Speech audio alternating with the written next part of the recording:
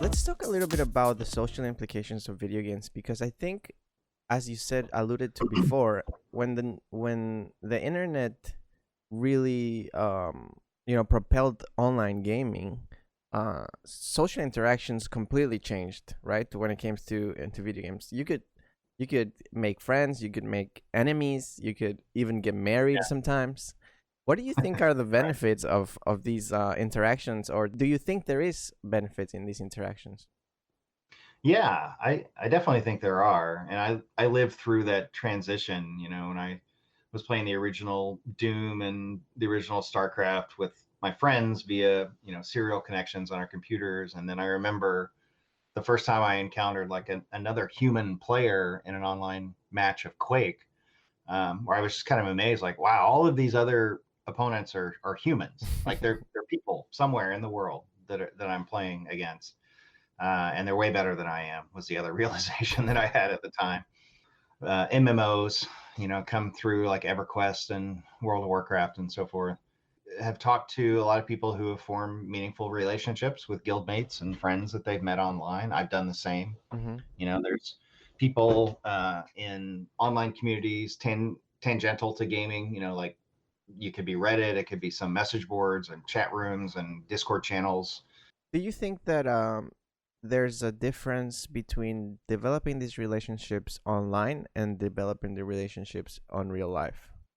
Yeah, yeah, of course. There's a difference, and there's different types of resources you can get and help that you can get from those different kinds of relationships. None of your WoW guildmates are going to help you move apartments or something like move a couch. None of them's going to be able to give you a ride somewhere. None of them probably will be as willing to like lend you $20.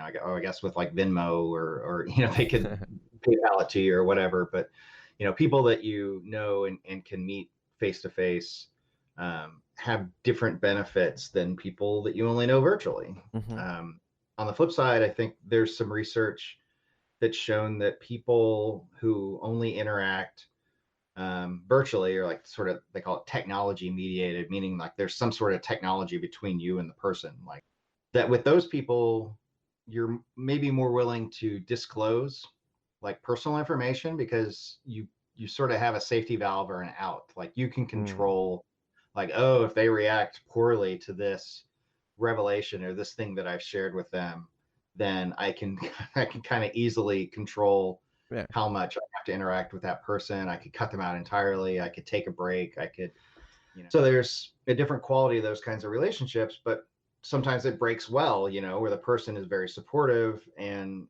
helpful, and you start confiding more and more in each other and sharing more and more with each other. And those relationships can be beneficial in a different way, and they can sort of have a different trajectory than real life relationships might, where Hmm. you have to be more concerned about managing that relationship and saving face and having a reputation, with people in your immediate offline world. So yeah, there's been some interesting research around those kinds of things. And the bottom line is that I think is that both types of relationships can be good, and people should have both types of I see. relationships. Yeah, yeah. So you're advocating for both. I had a friend who during high school and mostly college, he was like been a gamer all his life. Gaming it was his place of domain. So like Mm-hmm. anything that there are these small things like that are in real life relationships that he didn't know how to deal with. Let's say like how when like your friend likes the same girl that you do, or and like what happens, like when that There's and a landmine for sure. Yeah. like something there's this aspect of real life relationships that are not it's not necessarily very well translated into what you could get in your with your online avatar. But I think at the same time, people can also practice interacting with people online in a much lower risks type of way. Mm-hmm. You can practice having conversations and sharing and being friendly and all those sorts of things. And Right. if you are a person with social anxieties, or you're have difficulty interacting with those with other people, then I've heard of therapists using video games as sort of like a way to either practice or get comfortable with those types of interactions, and then look at ways to then transfer those skills onto the offline relationships. Interesting.